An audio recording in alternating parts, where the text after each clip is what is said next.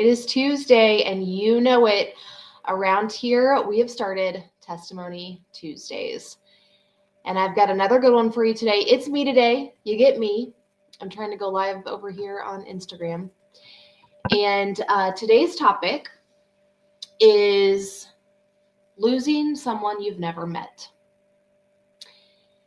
And it was way more common than I ever understood until I went through it myself and had to go public about it.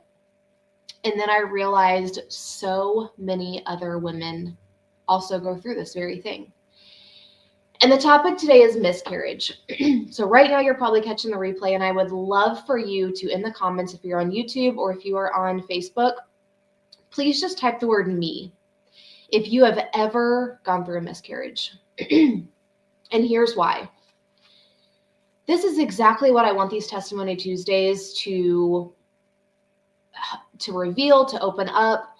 Just that so many things that we go through are way more common than anyone ever understood. And a lot of it's because we don't open up or share our own struggles or fears or trials. And so therefore other people don't know what we're going through, and therefore they can't give us advice or explain how they can commiserate with us because they don't know that we're going through it. And we don't know that they've ever been down that road because they've never shared it, right? And I understand that there's a lot of things that are personal, and this topic today is very personal. I get that. But at the same time, if a lot of us could just open up about things that we deal with, that we go through, the struggles that we have, man, I just feel like we could connect with a lot more people and give them hope and give them relief, because hindsight, that's part of my story today, was 100% 2020, and God was in it all. But in the depth of it, in the moment, in the deepest, darkest spot, you can't see that. And then when someone else comes and says, listen, I've been down this road before, and if you don't want to talk to me about it right now, that's fine, but I just want you to know that you're not alone. And so today we are talking about miscarriage. I'm going to open up to you about my miscarriage and the story behind it, and how now, looking back, it all makes sense and God was in it all, but it's still hard. It's still hard. And so I'm going to take you back to 2017, 2018, but I thought it would be interesting to just start with some facts because, of course, when I started going through the miscarriage, that's like, you have to sit there waiting on things to happen. And so I was just kind of, doing some research about miscarriages. Like, you want to know why? Why did this happen? Was it something I did? What did I do wrong? What did I eat wrong? What happened? And I got most of this from the Mayo Clinic, and it's very updated facts. But just real quick, just to kind of paint the picture for you, 10 to 20% of all pregnancies end in miscarriage. So that's around 1 to 2 to every 10 in the United States, every 10 pregnancies. That seems more common. You put 10 women in a room, one of them likely will have had a miscarriage. It said that upwards of around 1 million miscarriages in the United States happen every year. We're not talking abortions. We're not talking any of that. I'm talking natural causing miscarriages. Most of them happen in the first trimester. That's my testimony too. And if you have a miscarriage, that makes you 20% more likely to have another miscarriage. And then, of course, your age and underlying health problems and all of that go into play as well. And so there's a couple other factual shares I get into the story, but when I started realizing this, I was like, oh, okay. It gave me relief because I realized maybe it wasn't something that I did wrong. Maybe it is more common than I ever thought. So back in 2017, we had built our dream home. We had stable jobs. Our oldest was 5 at the time. And so we thought, maybe it's time to try for another kiddo. We knew that we didn't just want one child. We wanted more. I was probably more ready than my husband was to have another kid. But nevertheless, I stopped birth control, and fairly quickly we got pregnant. We never had any issues with our first kiddo, so never thought much of it. And took a pregnancy test, a couple of them, like you typically do, positive, okay, make the call, get the doctor appointment scheduled. Went in when we thought that it was around 8 or 9 weeks, and you're pregnant. Found a heartbeat, found the baby. I've got the picture, nothing much was said. There it is.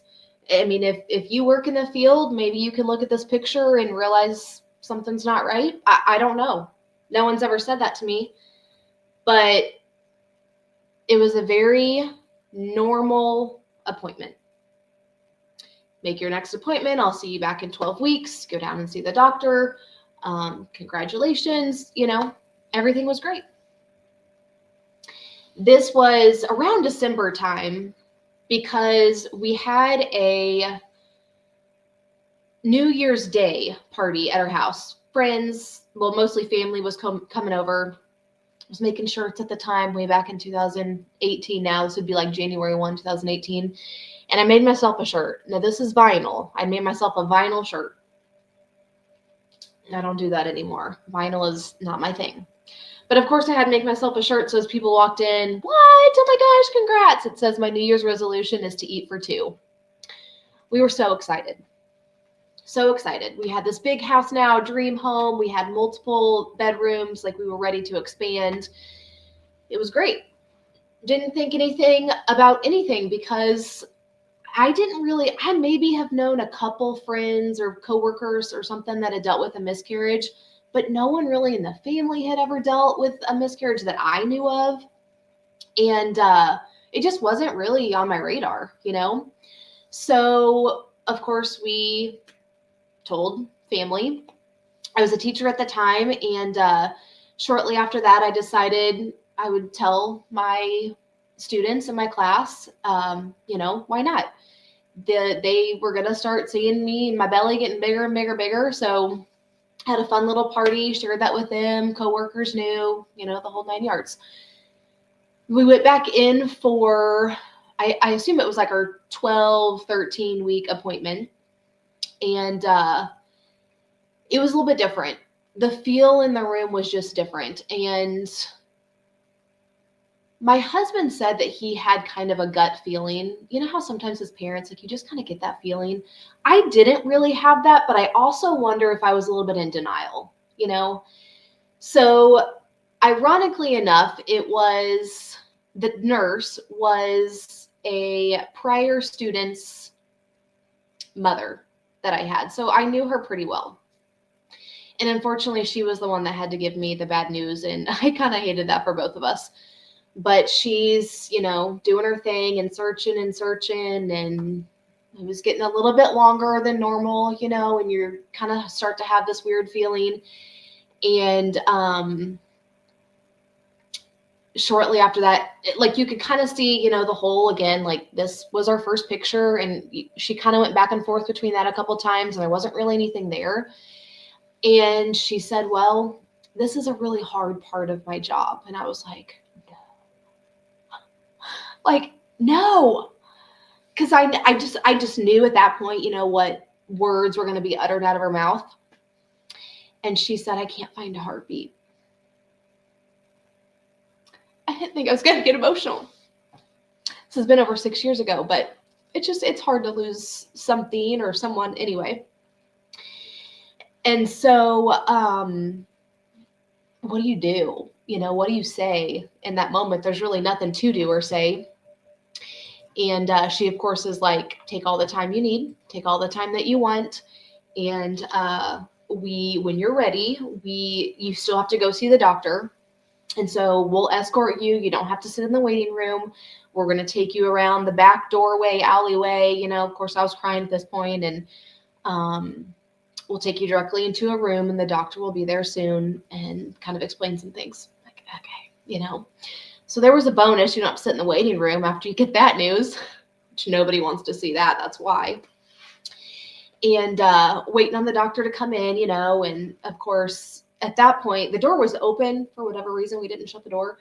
And So you can just see all these pregnant women still coming in and stuff. And, I'm a human. We're all human. And so you kind of get like that jealous, grieve, I don't know, just those yucky feelings. And so the doctor comes in, and I loved my doctor. She isn't practicing anymore, but I loved her dearly, and was so glad that she was able to be with me for all of my kids. And 1 to 2 out of every 10 tells me that she had to have this conversation with a lot of women, right? Like that had to be a nasty part of her job too. And she had been doing this for years. My doctor, I don't even know at that point. I would say she'd been practicing for at least 30 years at this point. Because shortly after my twins were born, she retired. But she came in, and it was as if I was like the 5th person that she'd ever had this conversation with. And you know that she's had this conversation a gazillion times with her patients, because it is more common than we really know. And so she sat down and, of course, gave her condolences and was very soft-spoken and very sweet and chill. And she said, I always want to try to explain this to my patients when this happens. And she said, I know that it is heartbreaking. And this part gave me so much relief. But she said, most of the time, it is your body realizing, understanding that something's not right. And when it senses that, then it, for lack of maybe better terms in 2025, it aborts. It doesn't continue with trying to develop the baby because it senses that something's not right there. And I did find another fact from Mayo. It said that one common reason for miscarriages is that there's a chromosomal abnormality. So something, not saying that this is exactly like, sometimes you don't know, but that there was some sort of abnormality. Is that how you say that word?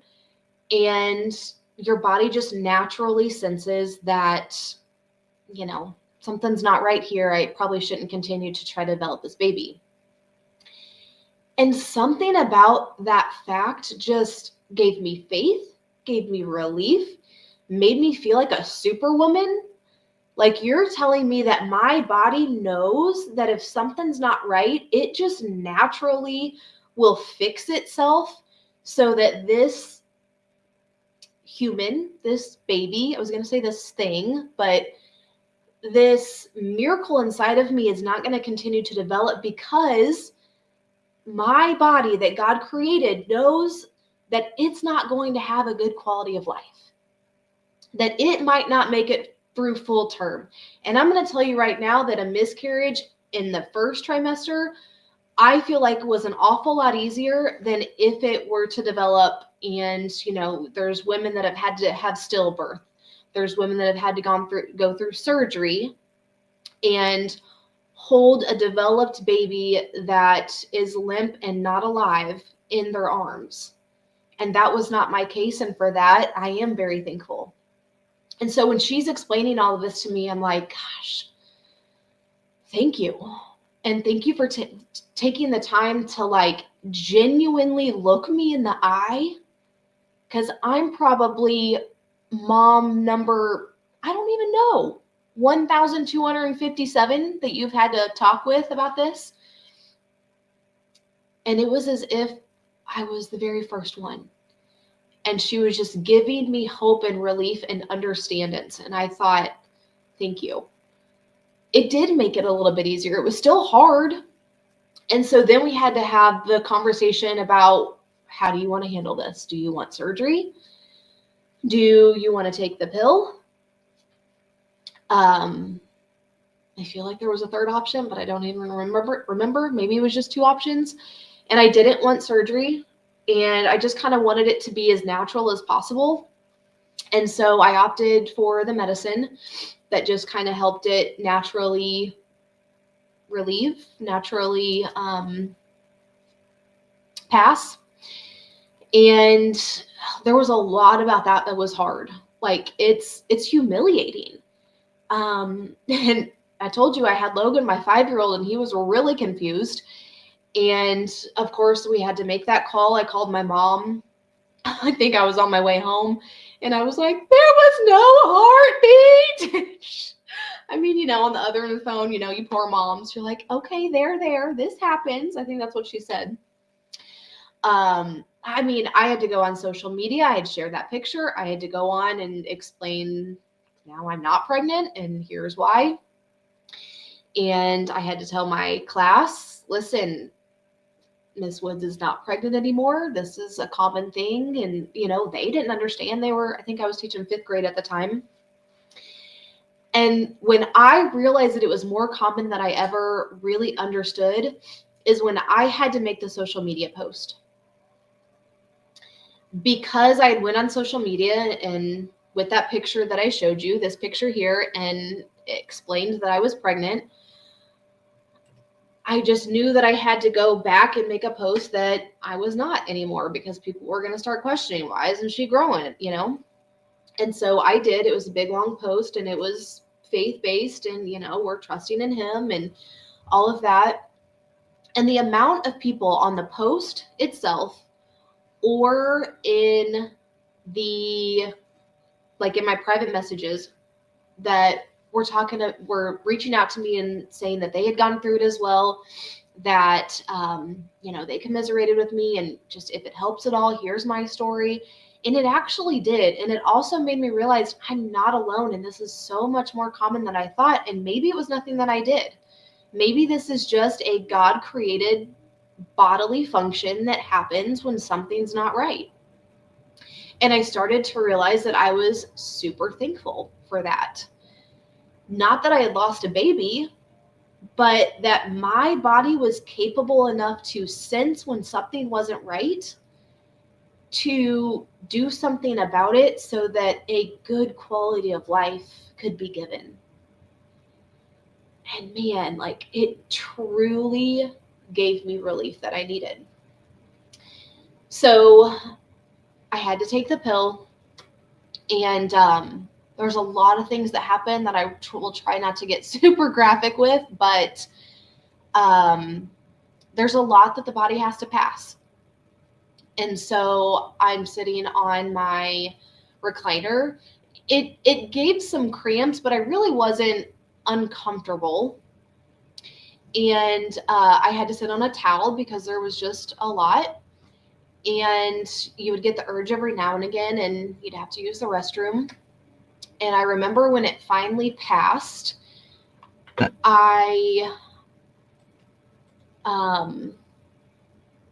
Deborah, your daughter.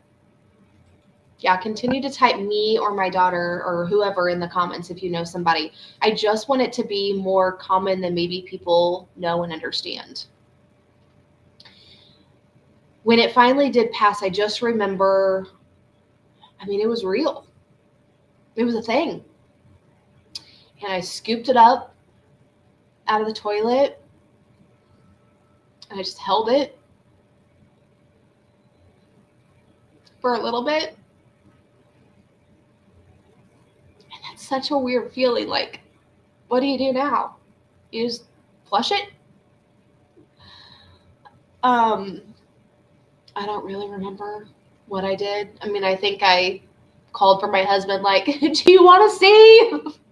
He's like, hell no, But anyway, that was that.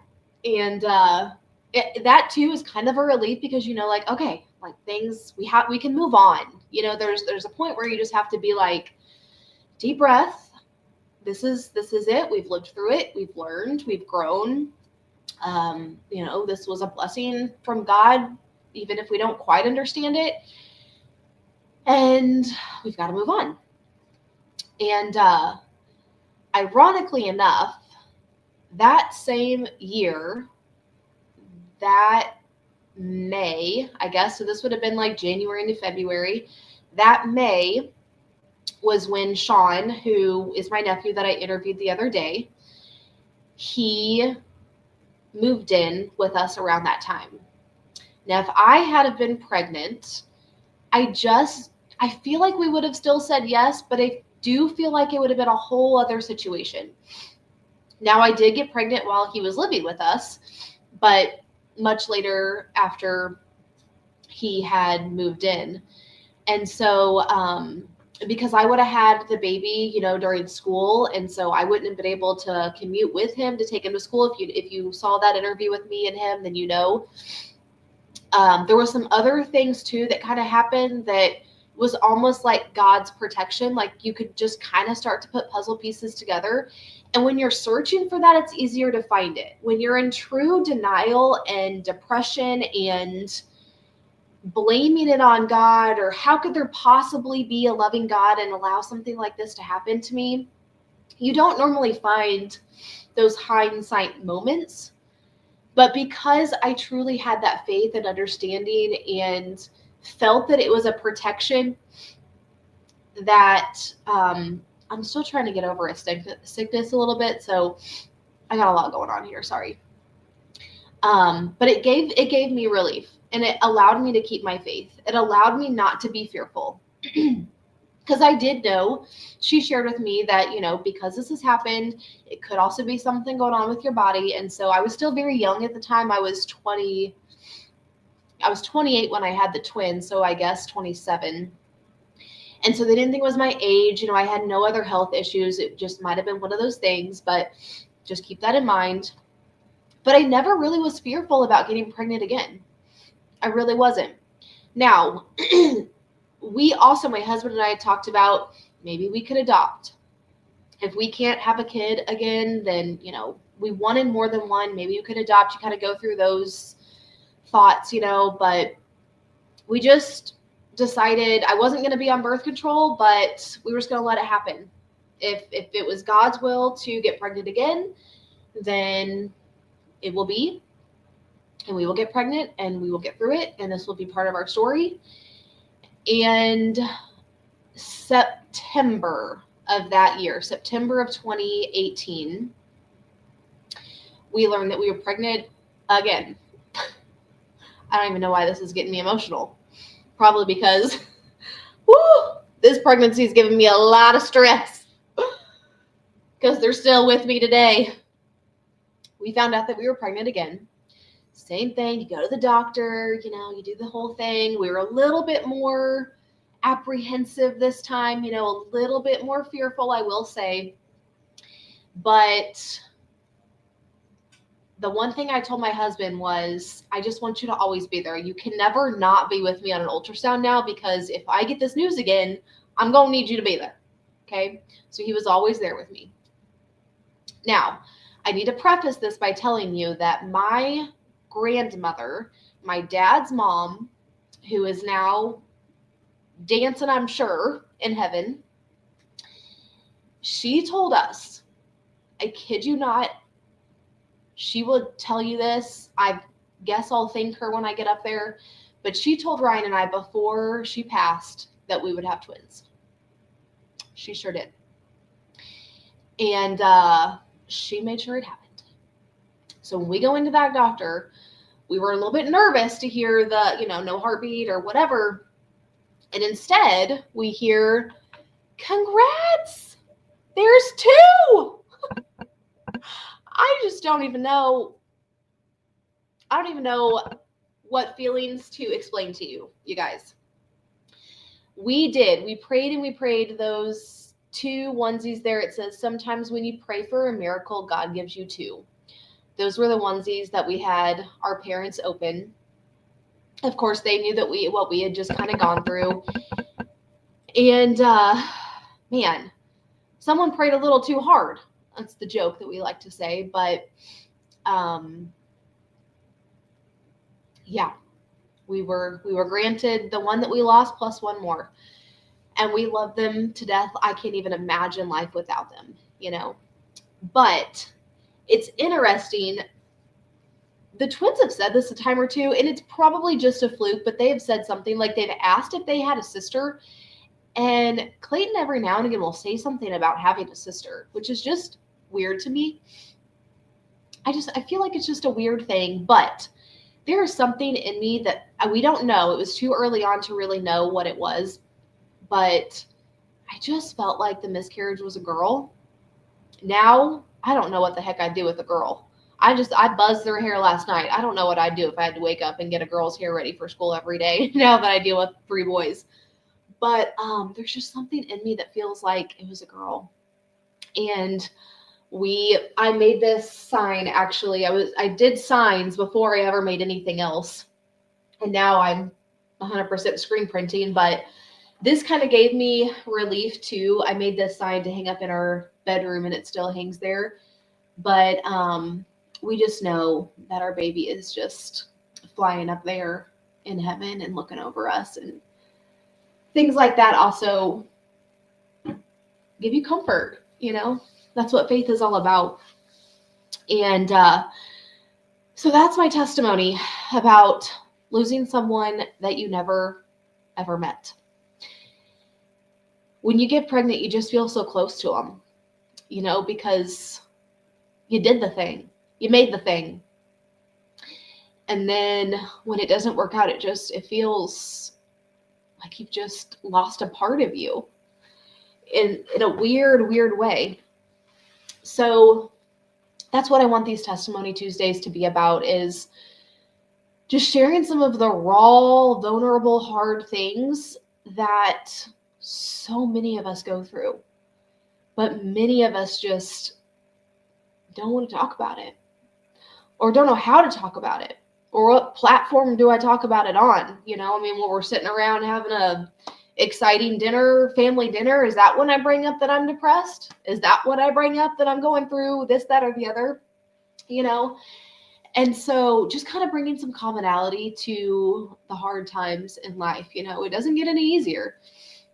And we all go through some things. So again, type me in the comments if you have gone through a miscarriage yourself. I found this quote shortly after I had lost the baby, and it says, "I will not cause pain without allowing something new to be born, says the Lord," from Isaiah 66. I'm telling you, I wanted to plaster that verse everywhere. I will not cause pain without allowing something new to be born. It's almost like the closed door thing, right? He'll never close a door without allowing something new, a new door to open. And again, when we're in the thick of it, in the dark of it, we can't see any of that, But as time progresses and as grief gets a little bit easier and you kind of start to see the light at the end, you realize, man, God is good. God is so good. So that's my Testimony Tuesday. I hope that it hits the ears of people that need to hear this. And maybe share this or tag someone that you know that might be going through a situation like this right now, or they're struggling to even get pregnant. I know that is a lot of people's story right now too. And I have a friend, before I leave you, I've been begging her to get on here with me. She's a teacher, and so we probably have to do it in the summer months. But she's got quite the story to share about, miscarriage after miscarriage after miscarriage. And one doctor after another, and this test and this thing and this pill and trying this and this and this. And after she just gave up on it all, she just laid it all down and was like, if it's going to be, it'll be. I'm just not going to try to interfere anymore. And that's when she had 3 more kids. God's timing is everything. We know that. And sometimes if we would just get our plan out of the way and let him do it on his time, our wishes will be granted. Our prayers will be answered. Man, that's a message for someone. Thank you guys, as always, for joining me. God bless you. Happy Tuesday. We'll see you for another Testimony Tuesday, Monday and Tuesday of next week. And again, if you have a story to share, reach out to me. I would love to chit chat with you. Okay. We'll talk to you guys later. Bye for now.